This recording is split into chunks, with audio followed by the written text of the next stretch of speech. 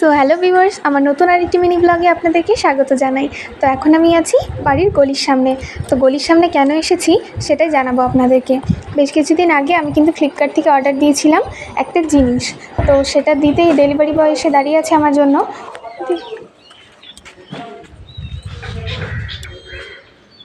ওই যে দেখুন, হাতে জিনিসটি নিয়ে চলে এসেছে এখানে, আর আমি ওর থেকে জিনিসটি নিয়ে নিয়েছি। তো আমি কী অর্ডার দিলাম সেটি দেখতে হলে ভিডিওটি কিন্তু শেষ পর্যন্ত দেখতে হবে।